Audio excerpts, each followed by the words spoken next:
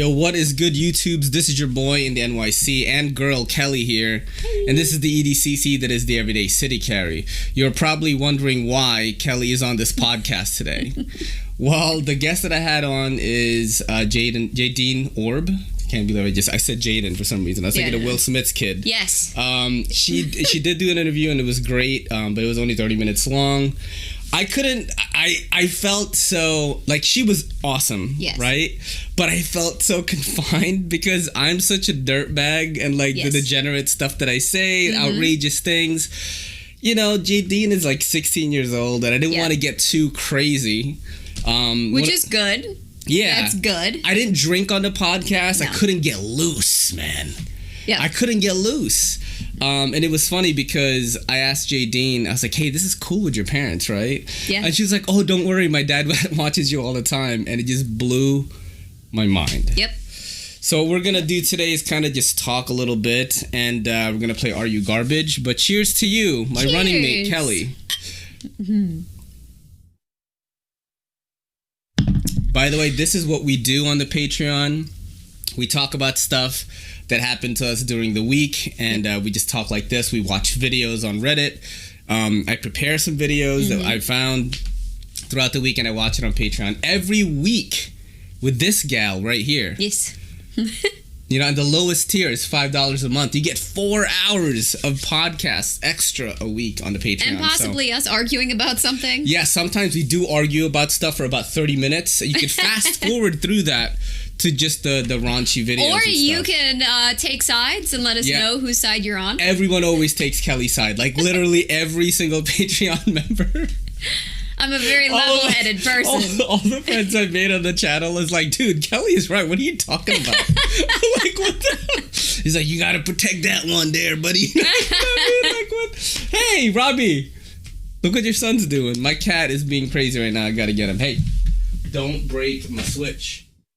Don't break everything. Here. Lay down. Stay there. Good job, buds. There you go. He's also part of the Patreon. But are you ready to play some Are You Garbage? Yes, let's. What time is it right now? We should time what's the time? 2 minutes. 30 seconds. 2 minutes and 30. But yeah, you know, head over to the Patreon, subscribe to that shit, and help your boy out. You're not supposed to curse the first 2 minutes, I think. Is it 2 minutes or 10 minutes? I don't know. But I curse now. Have you cursed? I did. I just said, I didn't even curse on the interview with Jadine. See? That's how crazy. I was so respectful. Yeah, as well you should be. Yeah. As well you should be. You have the questions? So, I have the questions, yes. So if you guys who haven't watched the Patreon, Are You Garbage is a podcast with H. Foley and Kevin James Ryan. They're comedians. They pretty much ask their guests a set of questions to determine whether they are classy or garbage. Like the way they grew up, but it's mainly a humorous way of getting nostalgic and finding out how someone grew up. Right. I played the game with Kelly already on the Patreon, and she basically got a 60-40, 60% classy, 40% garbage. I'm okay with that. I think I'm all trash. I'm just gonna say that right now. That is actually the first question usually is, do you think you're garbage? And my answer is yes. Okay. All right, that's fair. Okay. So then let's go to your second question, which is, growing up, did you have a glass of milk with dinner? Okay, that's gross, right? But I have experienced it. Okay. Going over to a friend's house. It was a white friend, and I went to a Catholic school. So this is like that. Those are the kind of people I was around.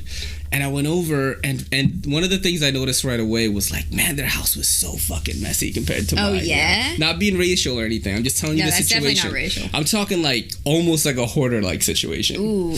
And then, but they had like a Nintendo, and they had like WrestleMania, the game, so I would always go over there. But one time I had spaghetti with them, and they served it with milk. It's interesting. I guess I could kind of see a little bit why you would, because isn't milk like a base? Yeah. And then sauce to a pasta is an like acid. So acid, I guess that would be more for an indigestion reason, maybe? I don't know. I don't know. On Are You Garbage, H. Foley drinks it, but Kevin James Ryan doesn't. And Foley is like, yo, it's just something about the red sauce and the milk going together. And to me, that's gross, dude. Yeah. You know what I mean? Yeah, that's fair. It's gross. Like, That's fair. We didn't drink a lot of milk in my house. Like, my parents could only get us to drink. Why you're 4'10"? I'm just kidding. I'm just kidding. I rejected milk very, very young. Mm-hmm. I didn't like the taste of milk. Yeah. Me too. My brother, I think, drank it a little bit more, but my parents could get us to drink chocolate milk, so that was like their way to get us to drink it. Yeah. But it was never with dinner. I was talking about this. So with milk, my mom caught me one time. Imagine this glass was this tall. Right. And it was just milk all the way up, and I had like that much sugar in it. Well, that used to be me with the chocolate syrup. She was so pissed. I would do that with the chocolate syrup. So if my glass was this tall with milk, the syrup would be almost, I would say, like a fourth of the way up. Yeah. So it was like a dark chocolate. And my parents would be like, you gonna stop with the chocolate? But then their whole thing was, like I lived in the country, so then they'd be like, all right, go outside and play for 4 hours because you gotta burn that off. I've done that. What kind of chocolate milk did you guys use? Hershey's syrup. We used like this syrup in the... I've definitely had Hershey's, but I think we've had Yoo-Hoo. No, Yoo-Hoo, the syrup wasn't out then. No. They only had the cartons. It was the cartons. Which are delicious, right? I don't drink them anymore because I have to watch my sugar like a psychopath because Kelly has me on this new diet now. Yeah. So if I'm looking a little skinny... that's because I've been on the diet for a week, but I think the definition is showing. That's what we're going for. And I'm listening to her. She's the trainer. She's the nutritionist. But yeah, so I think we would have. Did you get the powdered stuff or the bottled? No, we got the bottle, and it was the syrup. So we didn't use. There was a Nesquik. Nesquik. Yeah. Which had the bunny on it. Am I wrong on this? That's what I'm remembering. No, yeah, it was the bunny. Yeah, and they would be neck and neck. Did you ever get the strawberry? I didn't like it. Like, screw it. I wanted chocolate. Like, chocolate is what it was. Now just like you came home with Kit Kats, right? That I think they got us from Japan. Yeah, the apple ones. Yeah, which we had like a strawberry one. Like, it's good, but I prefer chocolate. You know what? Like, when I think about what strawberry milk tasted like in my mind right now, it seems really disgusting. But when I was a little kid, I loved anything that could make milk taste better. Because I was, I was part of that generation where like drinking milk was what you did. Yeah. Especially as a growing boy, you want to drink milk and get Everything muscles. was the got milk. Yeah. Got milk. Right. They had that commercial where like it was a little kid and he kept drinking milk. Yep. And then at the end he became like some hot stud and a girl comes out and like that's this girl. I was like, that's in the 80s, yo. Funny. So funny. That it works. It works. Yo. All right, so let's go to the next question. Have you ever owned a Chia pet? I have not owned a Chia pet, but I definitely sang along with the song, and I've always wanted one. Always, They had the guy with the afro, where like his afro grows. They had the sheep, I think, was the original. Yeah. Hedgehog. All of that came later. In the beginning, it was just, I think, the sheep, right? The sheep, I think, yeah. I always wanted it, but it's like, my mom didn't get it. No, my parents were not having that. How about a singing largemouth bass? You know what? That we didn't have a lot of Americana growing up, and I think that is part of it, right? Because we immigrated here from the Philippines, right? So it was like my dessert for me, my favorite dessert was like halo halo and shit, and my classmates would be like, "What is that?" Yeah, it's like it's got sweet beans in it. Yeah, like, what are you talking about, dude? That's so funny. That's so funny. Okay, has your toilet bowl ever had the product known as magic or blue magic in it? That's a good question. I wish it did sometimes, but no, we I don't know if my mom was just saving money because she was raising us by herself and it was 4 of us. Right. And we lived in an apartment with my grandma and her best friend who was my aunt, right. basically. And we didn't have that, but I would always see it in like public bathrooms. Yeah. And I'm like, why don't we use that? No, you know what? Maybe we did at one point because that was big in the 80s, I think. It 80s, 90s, and it would hang over the side. Dude, you know what? I think we had it. It's in the tank, right? Yeah, it's in the tank. Oh, we had it. It like clipped onto the side of the toilet. Yeah. Trash. So I told you my story that we never had it, but like a friend of the family's always had it. Yeah. And so we'd go over there a lot. So when I went to college, I decided I was going to get one. And so I got it. but it never dissolved. It turned into mold and left a actual imprint of this blue stain on the inside of the bowl of the toilet that took months for it to go away. So I noticed after it was supposed to dissolve after a couple weeks, and like a month into it, I'm like, why is this still there? So I like disgustingly, with my face like pulled it out, and it was just all mold. Damn. And I never bought it again. I was like, that's so gross. Ew, yeah, that was my. I think we definitely had it. All right. Do you keep bread in the freezer? You know what? That's like a trick I learned much later. Okay. But when I was a kid, I don't think we did. I think we kept it on the counter. My mom was very big on details, so it was like use the twist tie and all that stuff. But I was like a kid, so like I would lose it. I think she prepared my sandwiches from what I remember. That's fair. That's fair. I didn't keep bread around. You weren't a bread family? We did. We had bread, but we used like white Wonder bread. Like Wonder Bread. Yeah, we had Wonder bread too. Dude, we had like key food bread. Oof. I don't think we didn't have it. Yeah. So, but we had Wonder Bread, and my favorite sandwiches growing up were bologna sandwiches with mayo on white bread. Still to this day, my mouth will water. I haven't had it in probably like over a decade, and I still am like, oh. It's like, I definitely had bologna because that was the cheap stuff. The Oscar Mayer thing, Another thing I sang along to. Yeah. The Oscar Mayer, we would just get like a sandwich, Yeah. Yeah, that's fair. Yeah, all right. Let's go. I was going to ask you a question off of that, but I'm like, let's stick to the topic. Okay. All right. Well, you already answered this, which is if you had bread, after you take the bread out of the package, do you put the twist tie back on? That's a good question. Do you tie it in a knot? Do you fold it and slide it under the package like a psychopath? Like, what do you do? Well, you know what I do? If I lose the twist tie, I do a combination of... No. This is really what I do. I don't like to tie it in a knot because sometimes I'm in a hurry and I don't want to untie it. Yep. So what I do is I spin it. Yep. And then I tuck it under, and then I sit the bread on top of that. But I think that is very inefficient way of storing it. Yeah, that's fair. That's fair. Probably what I would do, though. All right. Do you have any tattoos with an ex's name? I do. I do, actually. I have... It is here, right? Yeah, it's on my shoulder, on my right shoulder, I have this girl's name, my ex, like my first love or whatever. Her name is Pamela. Yep. And it's on there with a heart at the end of it, And Kelly has to look at that shit all the time. Every time. That is garbage. It's so funny. It doesn't bother me at all. I think it bothers people that They're like, oh, don't you get upset every time you see your man? Like, well, you can't marry somebody with another woman's name on his body. I'm like, why? Like, why?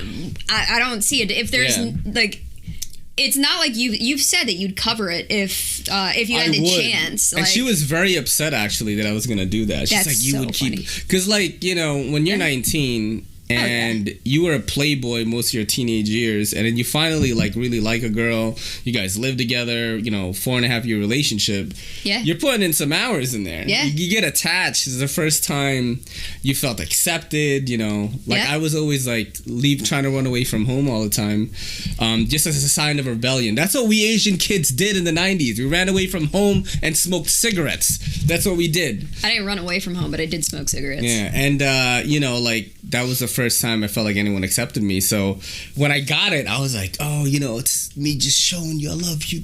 You know what I mean? Like, what would I be without you? I turned it to Ja Rule. That's so funny. They played that song at my job. We loved that song when I went out with her. They played that song at my job on Wednesday, and I was like, I almost lost my mind. I was like, oh my God! That song! Oh, that's so funny. Man, that's all right, that's fair. I will say that my cousin got married. He joined the Marines, and then got stationed somewhere, and he got married to a girl on base. Like, they were both in the military, so you knew it. Like, it was very like spur of the moment. They got married. He got a ring tattooed on his finger, and then of course they got divorced. Oof. Like, not long after. They like nulled the. So yeah, he had still to. Has it? He could just like cover it up easily by just putting a black ring on. He literally had like I think a spider tattooed around his finger to like cover it. I want a finger tattoo. My mom would like hate it though. My mom still talks about my tattoo. My mom didn't find out that I had a tattoo till I was like 28. Yeah. Your mom found out I had tattoos this summer. What is that? Yeah. Or what was it? This summer? Last summer? Last summer. I was in shorts in front of your mom, and my whole thigh. Did we ever tell the story on a podcast on Patreon or here? Like when my mom found out you had a nose ring? No, probably not. So we go to, this is like when Kelly and I first started going out. She gets to my house. She forgets to take her nose. You have to start the story by saying before we met, about 2 months before we met, I got my septum pierced. Yeah. So it was a septum ring. That's like this. Yeah, like in the middle. Like the bull ring, bro. Yep. And then we go to my mom's house because we're meeting up there, and then she's gonna take us wherever the family gathering was. And then we get in, and my mom, the first thing she says, she goes, "Are you a cow?" Yep. And I thought she was talking about my weight at first, so I was like, "Did I gain weight?" And then I realized I had the nose ring in, and it was a clip, so I like pulled it out so fast that I actually made my nose bleed. Not bad, but it was like. And I stuck it in my pocket real quick, and then afterwards, but he told me, he was like, "My mom's gonna ask you if you're a bull." So every time we went to a family gathering, I would take it out. Mm-hmm. So I forgot. That was hilarious. Yeah, you didn't remind me. That was hilarious. Yeah. Now it's gone. No. All right. Do you own any jewelry that contains turquoise? No, but you do. You sure do. This one thing, which I haven't worn in like over a decade, but it was my mom's, and so I kept it. All right. What was your childhood grocery store? That's a good question, and I touched on that a little bit. It was Key Food. Okay. And A&P. A&P is like a New York local grocery. I'm not sure if it's around anymore, but I remember they started to decay, and they started looking worse and worse. Key Foods are still around now, right. And they're ghetto, man. Yeah. They're ghetto, dude. Yeah. When I hear people say things like, "Oh, we go to ShopRite," I'm like, what? That's the good shit. Or Stop and Shop. That's Stop and Shop. What I mean? Those are big ones. Now we have a Food Bonanza that's closer to the house. That sounds trash. It sounds like trash. It is Food Bonanza. Pretty. It is so pretty, and you walk in and it's just like their seafood section is like my heaven. Yeah. They have everything there. Like you can pick out the crab and lobsters that you want, and they will steam it for you. Are they alive? There. Yeah, like that's it's awesome. Crazy. And of course, I don't ever do that because that freaks me out. I don't know. Food Bonanza just seems like it sounds crazy. It sounds like just hood, bro. But I love, and we live in the hood, so it's you know what huge. I mean? So the sad part about Food Bonanza is it took place of Toys R Us. So. Oh well, yeah, they're gone. Anyways, all right. What was your family vacation like? We would go to things like Hershey Park. Okay. And I've told this story before. I went to Action Park, which was like, dude, in the 90s, so many people got hurt there. I think they're still open. Well. And I don't know if I told the story in the podcast, but like on our way out, right? Well, first of all, let me tell you the scariest ride that's on there. Okay. There is like a cliff.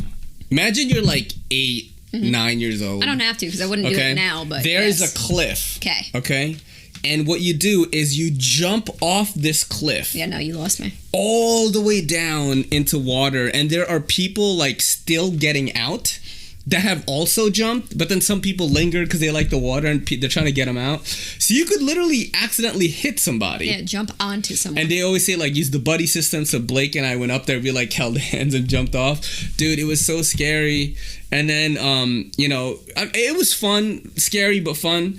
On my way out, there was a slide. There was a tube slide. It was enclosed, so you don't see outside.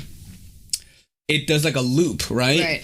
And then I just see this girl sitting on the side, and her entire like big toe like nail like came off and it's like bleeding. I think it got like hooked in the slide.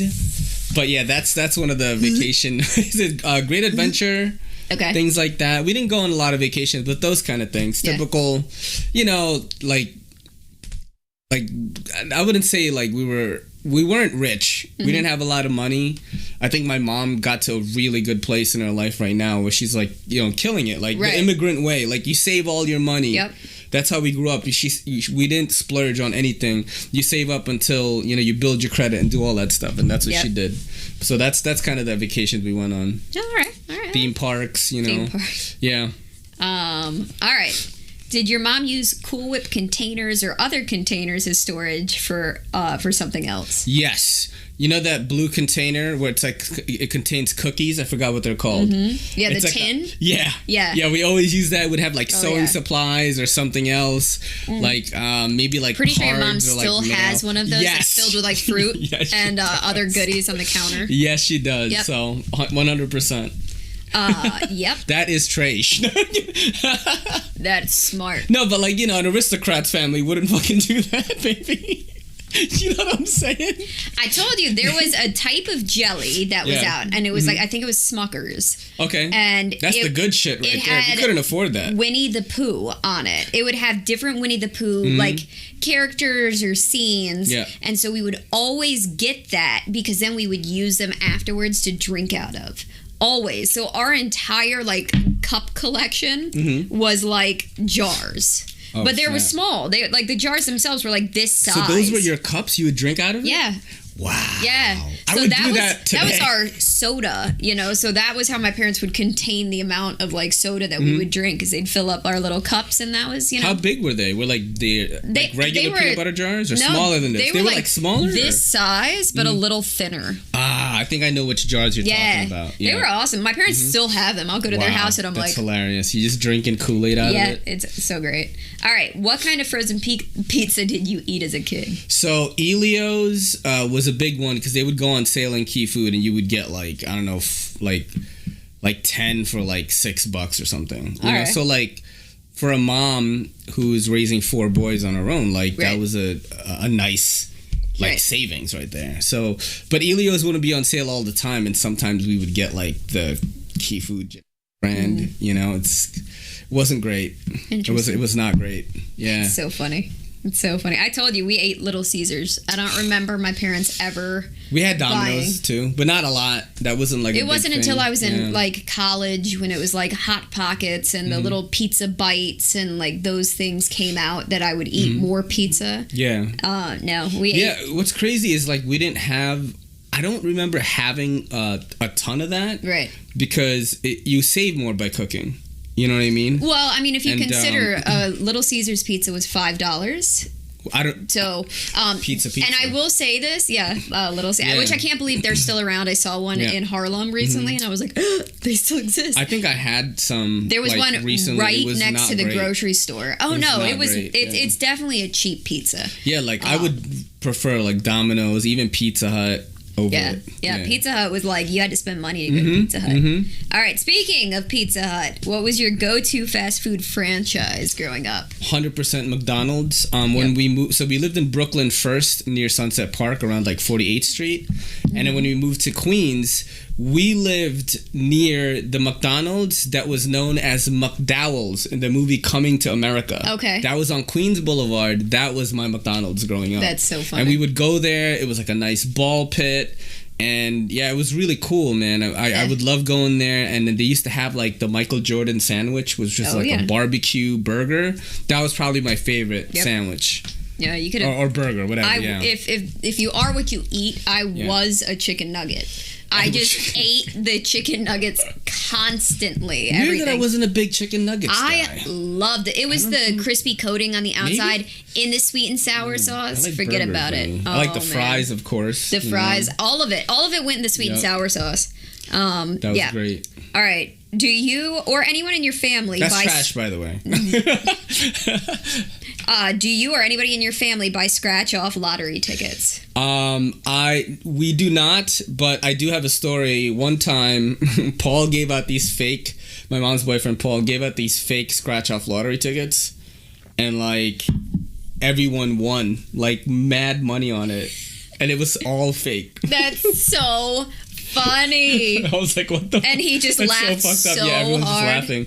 It's like, I don't do it, and no one. I'm not sure who buys. I don't think anyone does, but it would be fun to get them though. Oh, as like a gift. Like I think it's like fun. I don't mind it, but that's because of I'm trash. Now you heard that they have an app that just released last week that you can now buy your lottery ticket from your phone. Wow! So my brother was like just so you guys know, I'm gonna become a millionaire tonight. And my dad's like, God. Remember me and your mom. Just spend like $100 on. They have like so crazy scratch offs that are like $35. Oh yeah. There's crazy ones. It's too much. I know that I have bought them before, but I think it was like once, and I was with a friend who knew how to do it. And we just sat in the car and did it, and she like won $5, went in and bought 5 more. Yep. And then she didn't win anything. We both left, and we just like laughed about it. I used to play bingo. The ex Pamela was big on bingo scratch off. We would always buy those. Pamela, the ex. She's on this shoulder. The ex Pamela. That's so funny. All right. Growing up, did you ever make what is it, country time or what is that? Tang lemonade? Okay. Oh yeah. I know. Country time always seemed like fancy. It was never on sale, but we did have a lot of Kool-Aid. No, I had Kool-Aid. There was no such. That's why I'm like, what is this? We had a lot of Kool-Aid, and they used to have these drinks in New York City where I swear it's literally just food coloring and like sugar water. And it's like 25 cents for like a thing like this, and it looks like a grenade almost. Okay. And I would drink those all the time. Like 25 cents for a drink after playing some basketball with your friends. Get a little sour belts, like the sour powder. Oh, yeah. Dude. I would take the packets of Kool-Aid, which were 25 cents at the grocery store. Yeah.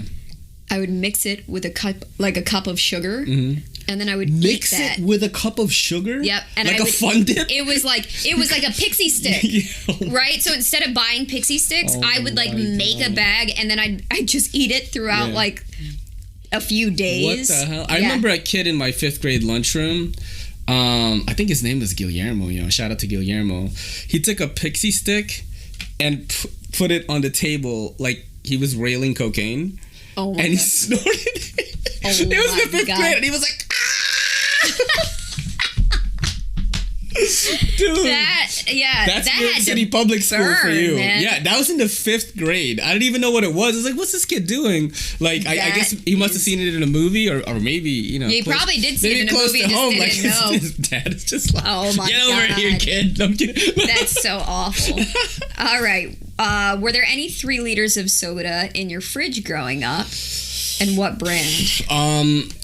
It's crazy. Like, my memory is hazy. Like, I can't even remember things last week. But I want to say we had generic soda. Okay. I want to say we had generic soda. I do know that I bought 3 liters like when I was an adult. Yeah. All right. What was your go-to? The 3 liters only came in generic like brands. So like if I went to Key Food, it would be a Key Food brand. Things like that. But if you were gonna ask me, like, if I'm gonna have to drink a soda today, it'd probably be like Sprite. Okay. Sprite or like a Mr. Pibb. Try to be fancy. Right. Dr. Pepper. Dr. Pepper. Mr. Pibb. Vanilla, not vanilla Coke, the cream soda A&Ws. Yeah, those are good. Root beer, yeah. Oh, trash. We're absolute trash. Oh, those are good. We're garbage. What kind of cereal did you get? I recall a lot of Frosted Flakes. They're great, right? I had a lot of that. Remember Kellogg's Smacks with the frog? Oh yeah. It's like gold. Yeah. Teddy Grahams with like the bear. I don't know. Teddy Grahams wasn't a cereal. He's a cat or something.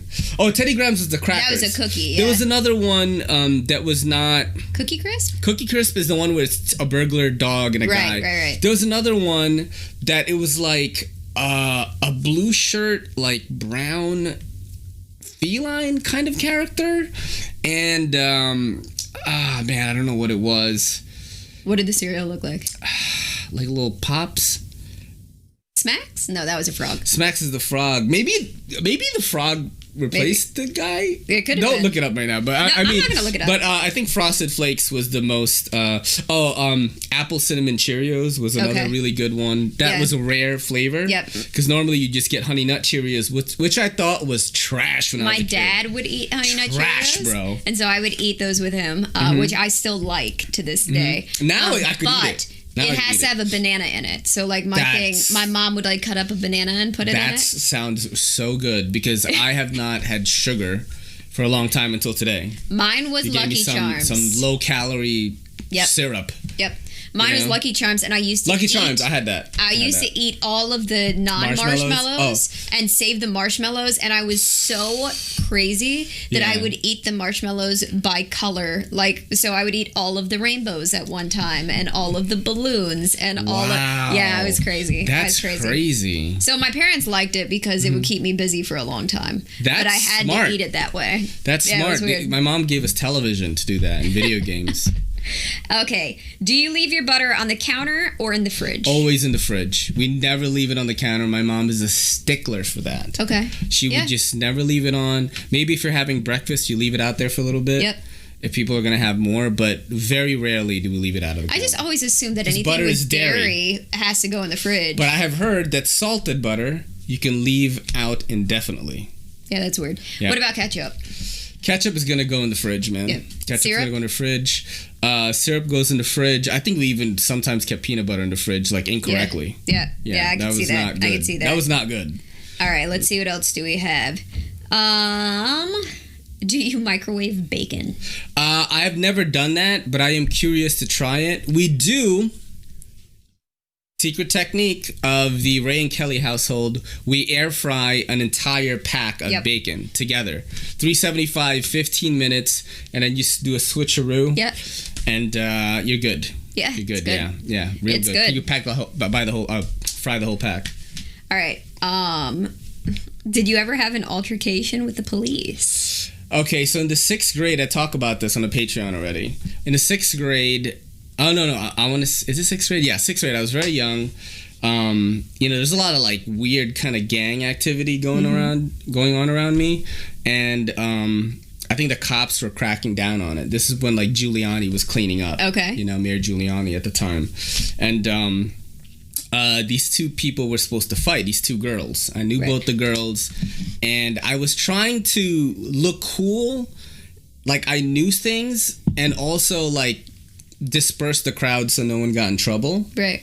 Because I was always a nerd kid that got good grades, but I also played basketball, and I also hung out with the cool kids that cut class. So it was it was weird that I did these things. I knew people that mugged people in 6th grade, but I was in band class. That's what New York City, growing up in New York City in the 90s is. And so I was everybody leave, they're not even gonna fight today. They're gonna fight on whatever day it was, Friday or something.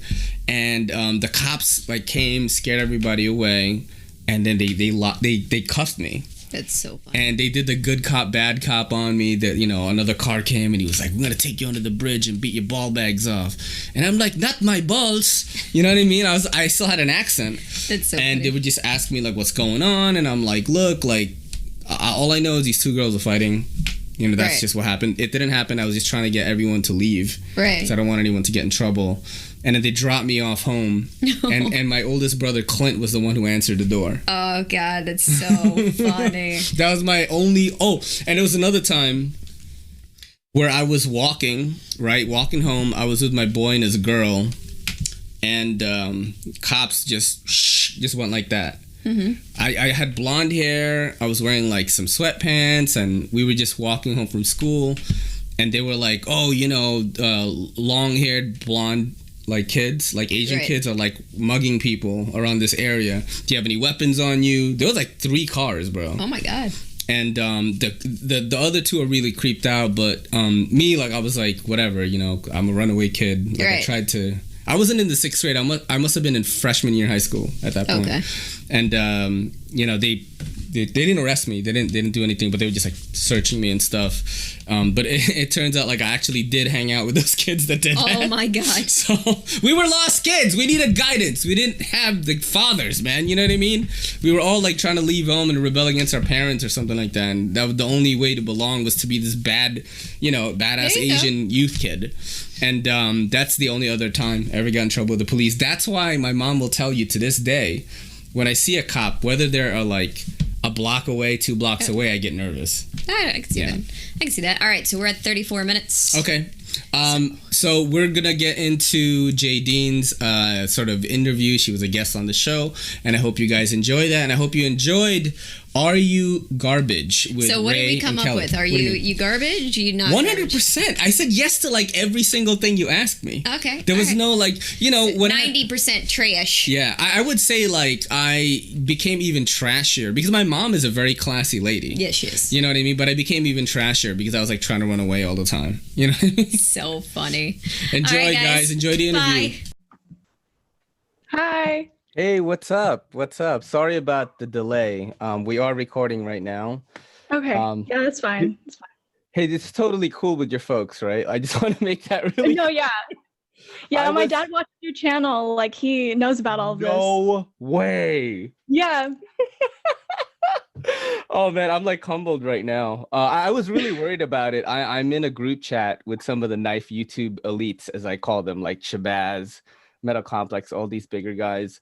And I was like, a guy there, he hosts the Knife Nuts podcast. And it's a really huge podcast, like huge, like way bigger than mine. And I was like, hey, have you ever had a minor on it before? And he goes, never, and I probably wouldn't. And I'm like, I got so nervous. No, yeah, they're totally fine with it. So awesome.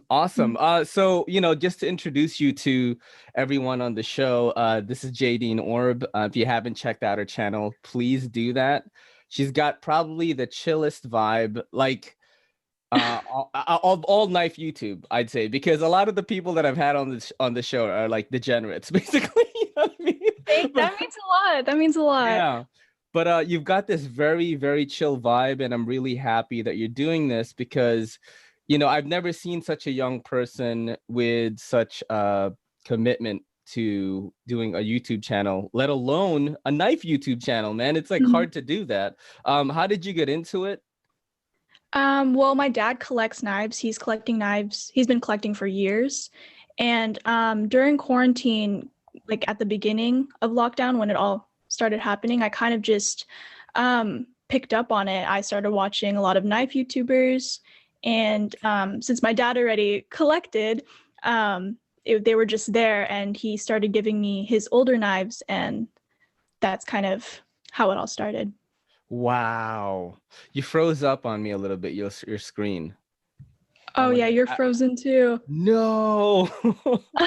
All right, so well, oh man, I wonder if we should try this again. Oh, you're moving, kind of. You're moving now. Okay, yeah, we're back. All right, so right, technical difficulties today. I was a little bit later because I live in New York City, and like my train got rerouted. It was just a whole bunch of crazy stuff. Took me a while to get on. You know, sorry, it took a little bit, but that's very interesting. I was looking at your channel, right, and man, like you have been YouTubing for a while, right? Because I saw that your older posts were like you when you were very little. Yeah, I've had my YouTube channel since I was in elementary school, and I'm a junior in high school now. So, yeah, I've been doing this for a while, and my content completely shifted like within the past like 5 months. So, yeah, this is all still new to me, basically. But you know, the thing is that here's what I've noticed about the way that you are on your channel is like you definitely have the chops to do this. Because I've talked to a lot of people, I've watched a lot of knife content. I watch a lot of YouTube content, mainly comedians like podcasts. So I get better at doing this, right? And you're really good at it, dude. Like, I don't know if you have any other background in it, or were you just always really good on camera?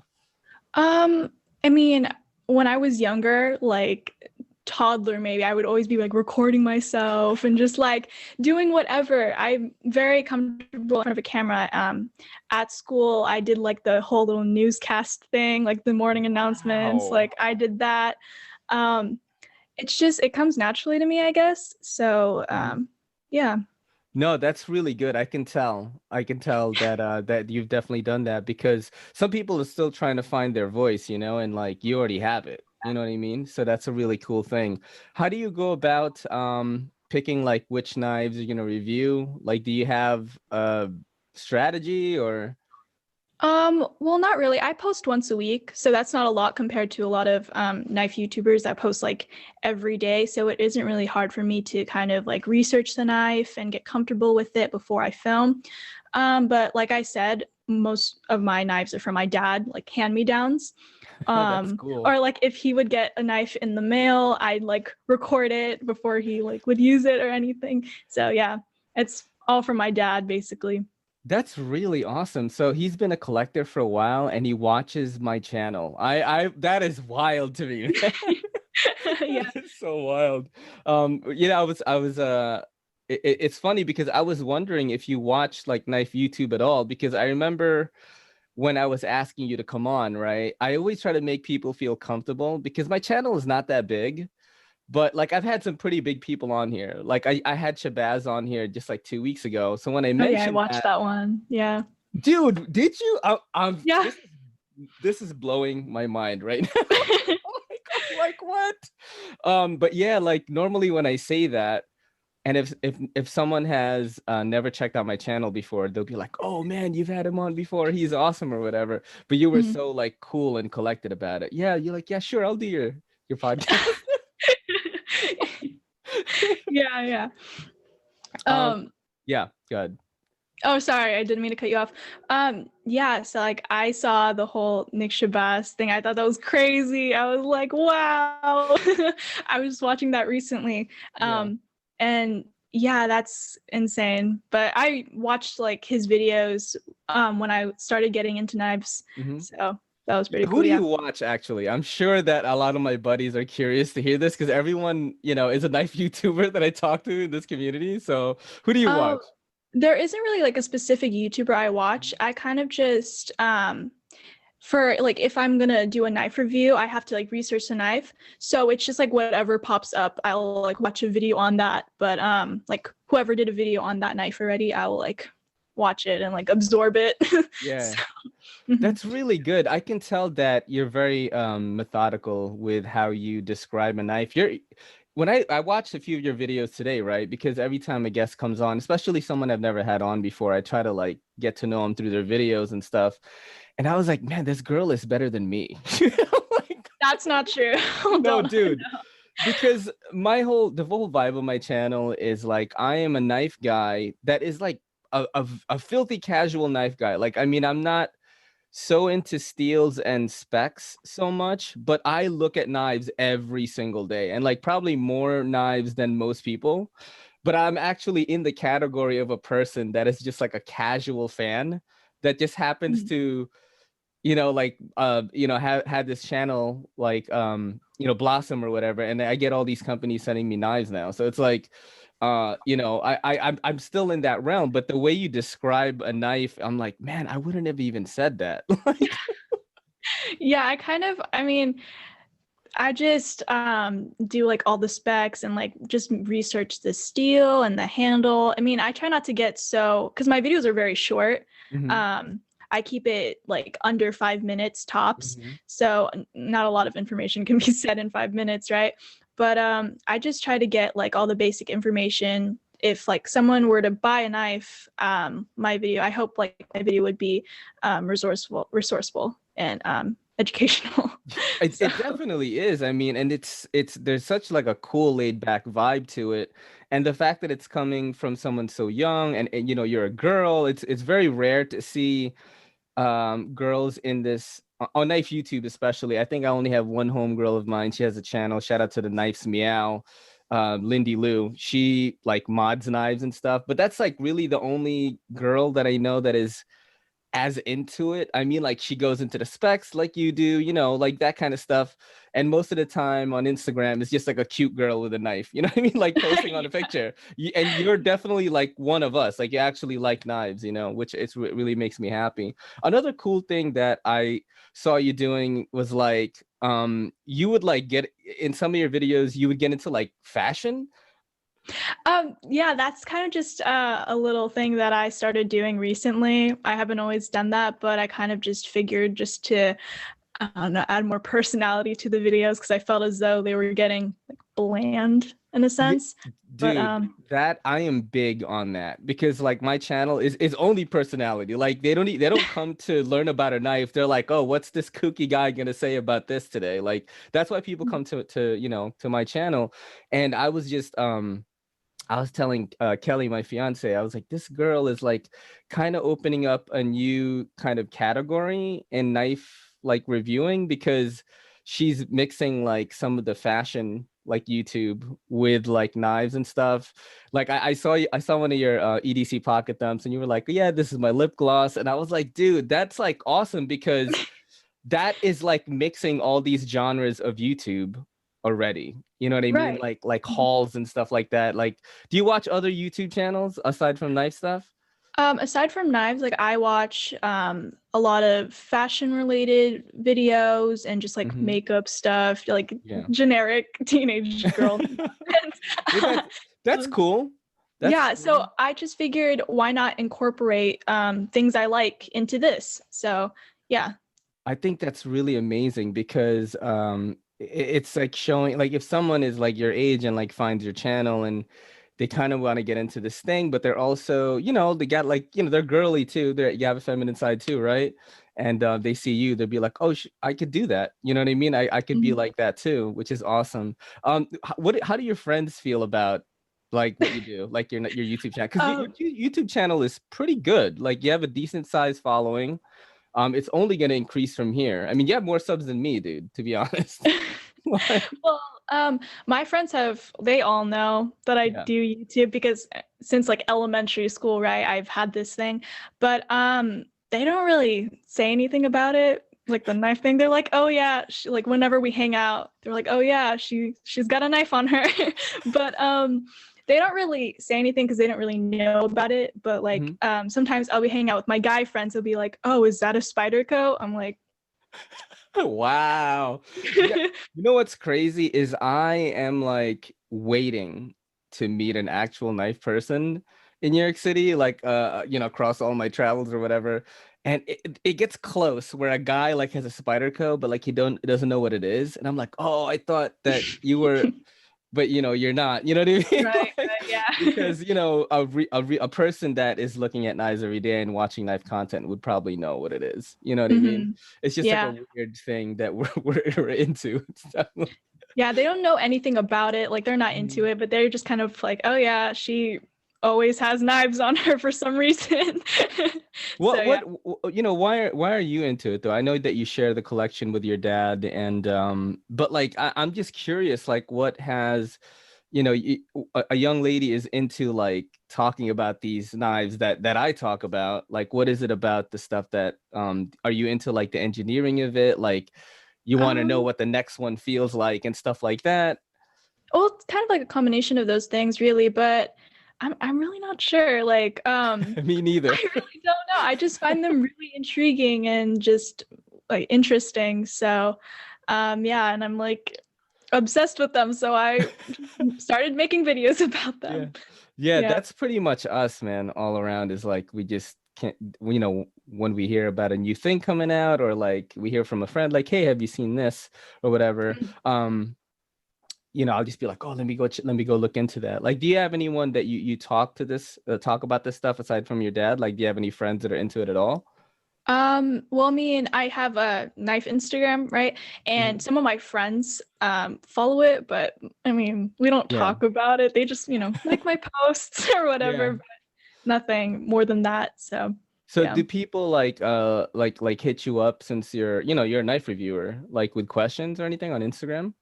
Um, yeah, actually, like some people will just ask me like, "Hey, what do you think about this knife?" And it's like, "Wow, people want my input." Like that's Yeah. kind of crazy. And Yeah. yeah, but I get like questions here and there Mhm. about knives and like my channel or whatever. So that's pretty cool. Yeah.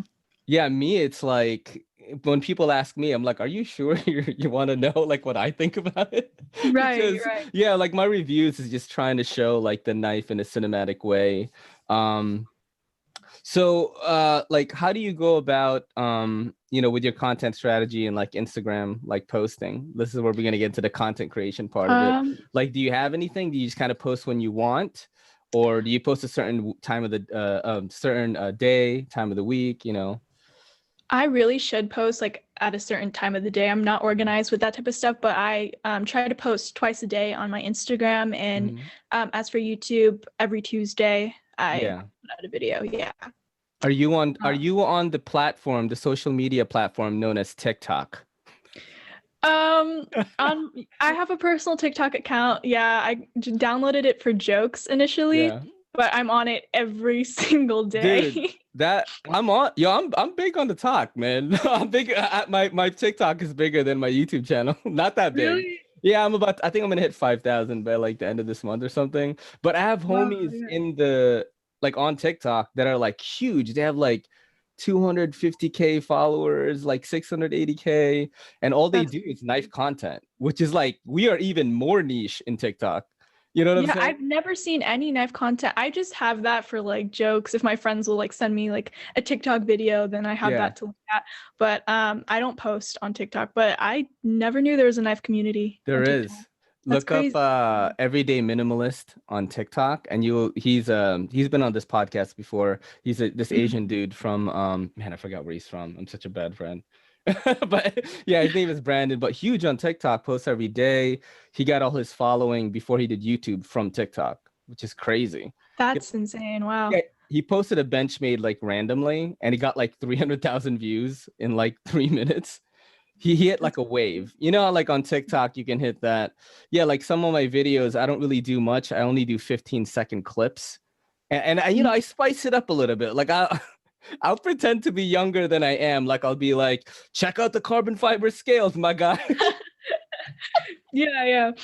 Dude, I gotta young it down a little bit. And then I do 15-second clips, and some of my videos get like 200,000 views. It's like crazy on there. Yeah, like I should probably start doing that actually. Thank you for the Try it. idea. 15-second clips, post like maybe once or twice a day. I do it within the app too. Like I just, like, Uh-huh. you have any knives on hand, by the way? Yeah, I have a few with me. Yeah. Okay.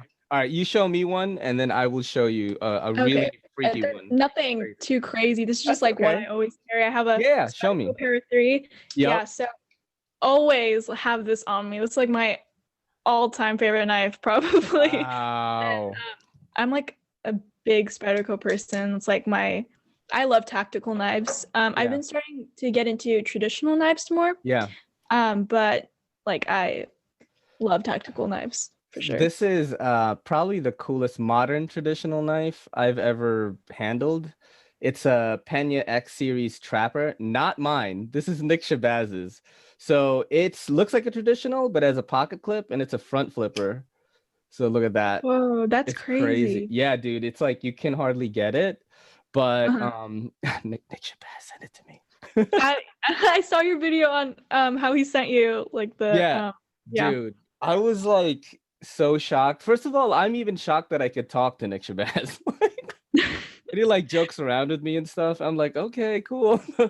This is one that he sent me. Oh, you saw this on the video then. Yeah. I couldn't open it or I couldn't close it. Right? Yeah, so this is you gotta push down right here, and that's how you flip it open. That's crazy. And then the back is where you would disengage it. There's like a tab there. It's also magnetic. Like the D10 is magnetic. I've never seen anything like that. That's crazy. Yeah, I have no idea. It's called the Winter Blade Co. Factor, and it's just really, really cool. I've never, handled a knife like this, and man, yeah, really crazy. I asked the guy how much it was. He said like 300. Let's get into that a little bit. So I was on your channel, and I'm like, man, this girl is like reviewing Shiragorov's, like the haptic. I'm like, what is going on? Her dad is Scrooge McDuck, right? Like he's got a lot of money. My dad is like my knife dealer, so whenever he gets something new, I'm just like, okay, I need to record this. Wow. And, yeah. But so thoughts on the Shiro, right? I know you talked about it in the video. Like, is it worth the money? I mean, because I don't carry those knives; those are my dad's. But like, if he those carries them. Yeah, he carries them. Those are like his thing. Shirograph is like his like top brand. But I personally wouldn't carry that like for an EDC because I feel like that's more of like a collector's piece rather than just like something that you use on the daily. But I don't know. I don't know if it's necessarily worth the price because they're crazy. Yeah. I mean, is it like a big jump in the action and quality? Is you could actually feel and see it? Oh, no, you can like just by looking at it, you can tell that it's insane in quality, like the attention to detail, just like the way it like opens and closes, like it's action's crazy. Yeah. And you can see that there's like detail that goes into it. So, but the price is a little bit crazy. I mean, look, I live in New York City and I live in the Bronx. You know what I mean? Like clearly I made some incorrect choices, but yeah, I don't make a lot of money. So I'm just fortunate that I, made friends and connections that, people send me like cool stuff, like, let's see what else I have here. There's another one from Nick right here. I'll put one out that you didn't watch. Okay. Let's see. Let me look at another weird one here. Do you have any knives on you right now? Do you want to show people? Yeah, so I have my Spyderco Delica, which I carry like maybe every other day. That's the Damascus VG10, right? Yeah. It's my only. Oh, you cut off on me. Wait, Jadine, I can't hear you. Wait, Jadine, I can't hear you, dude. Can you? Hey. Do you hear me? Hello? Oh, okay. We're back. Wow. That was like a cliffhanger right there. I apologize. My internet has been acting up. I was in like Zoom classes earlier and I got kicked out multiple times. But, no, it's cool. It's cool. Let's talk about that a little bit. Like, what's that like? Because you're only doing Zoom classes right now, right? Mm-hmm.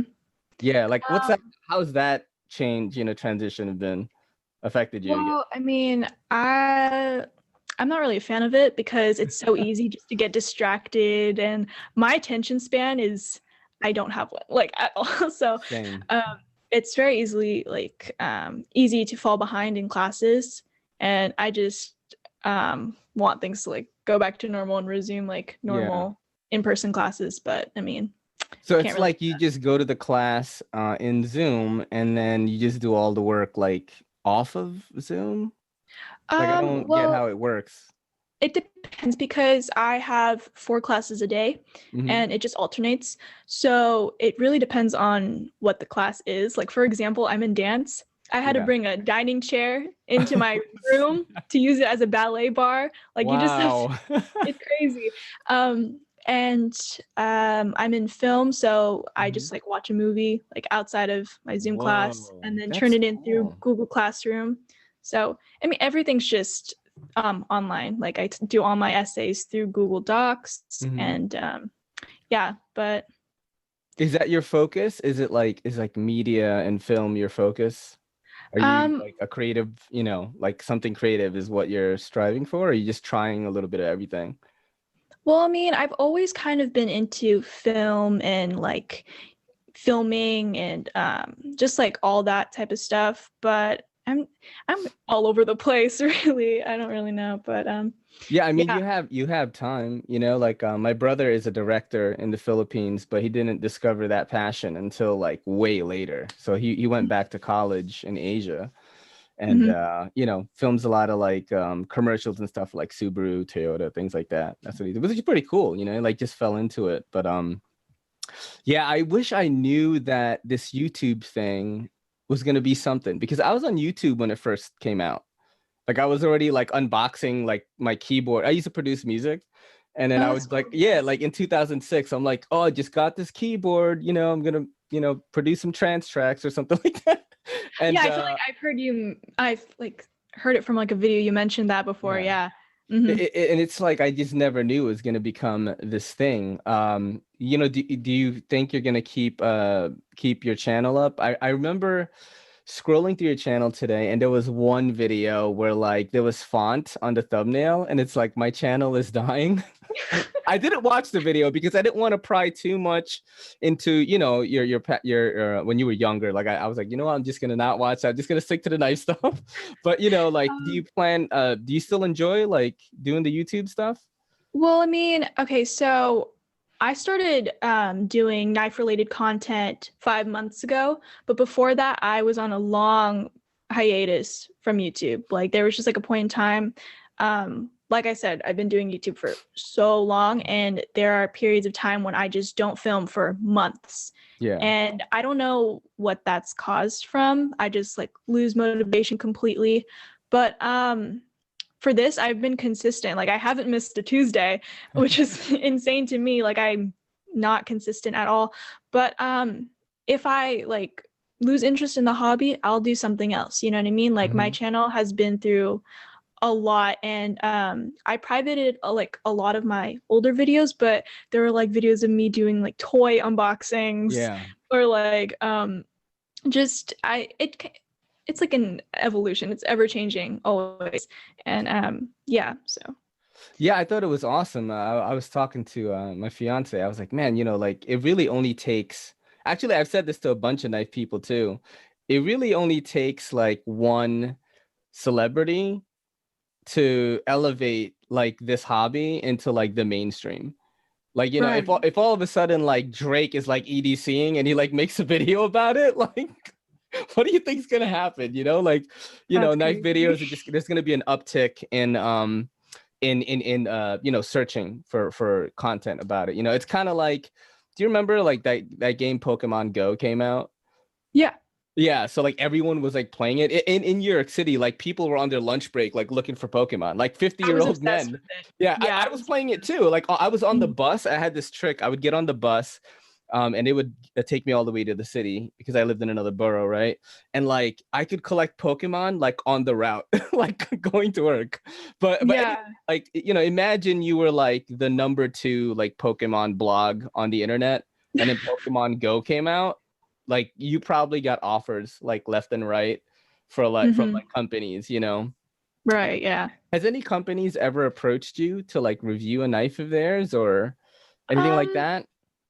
Well, I mean, some knife companies follow me on Instagram or like my posts occasionally, but I've never actually talked to like a knife company and have them like say, "Hey, I want you to review this knife."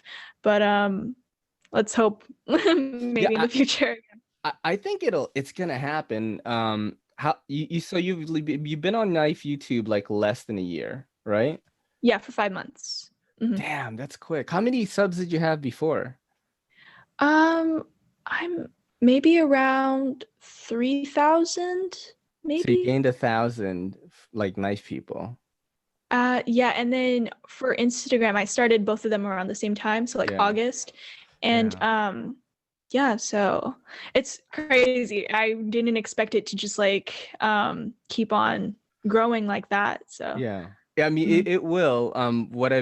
Especially with the trajectory that you're on, you have people like coming back weekly already, so you just got to keep on doing. I hope this podcast like helps people discover you, because I really want people to pay attention, because no one else is doing it the way you're doing it. That's kind of the one thing I've been telling people who do this, is like everyone's got their own way, or else people wouldn't watch a review on the Benchmade Mini Grip Tillion like 30 times, but they do, just from different people. They want to see what you think about it. And keep up the fashion stuff too. I really like that. I don't watch that kind of like YouTube that much, but I do pay attention to it because I kind of like want to see how the big people are making content in each niche, right? Just to learn about the content creation side. And like, I was like, man, that's cool that she is doing that. You know what I mean? Thank you. Yeah, thank you. Yeah. Yeah, I'm just trying to incorporate like as much as I can, like how I said earlier, like I want more personality in my videos because I feel like some of my earlier videos were lacking that. So that's just what I'm trying to do. Even some friends of mine, Neves Knives, have you ever watched them before? Yeah, they started commenting on my videos and I was like, what? Yeah, they're awesome. Have you ever watched any of their videos before? Oh, hold on, wait. We got a break in audio for a second. Say something. Oh no! All right, so Okay. There we go. All okay. right. Yeah. I don't know what's happening, but you cut out right as you were talking about Neves Knives. Oh, I have my internet is run by like a hamster wheel. No, but so Neves Knives, have you ever watched any of their videos before? Yeah, I actually was watching one of their videos like before this. So yeah. They're awesome. They're so good. I knew it right away. I was one of the first people to comment on their video, and the dynamic between them two, Jared and Kara, I just knew that it was gonna be not too long before people started watching them, and now their channel is bigger than mine. But they I saw they commented on your videos, and I hit them up on Instagram, and I told them, I was like, she's gonna be in the podcast tonight, and I told them I was scared that you were a minor. Yeah, that really blew my mind that your dad watches my stuff. Yeah. Is there anything that you want to talk about before I get you, before I let you out of here? Thank you for having me on here. Just that's means a lot. Yeah, because I was watching your podcasts and some of your knife reviews and wow, I'm on your channel. Yeah, thank you. But nothing really else to say. But yeah. So everybody follow Jadine Orbe on YouTube, and on Instagram it's Jadine's EDC, right? Yes. But yeah, everyone check her out. If you ever want to promote anything, or you ever want to hop back on again, you're always welcome to come here. Thank you. Yeah, but yeah, just thank you so much for doing this, and keep it up. Yeah, thank you so much. Thank you. This is your boy in the NYC. It's me, Ray, and Jadine saying peace. Yo, don't forget to hit that subscribe button, and don't forget to hit that bell icon so we can squad up in the comments.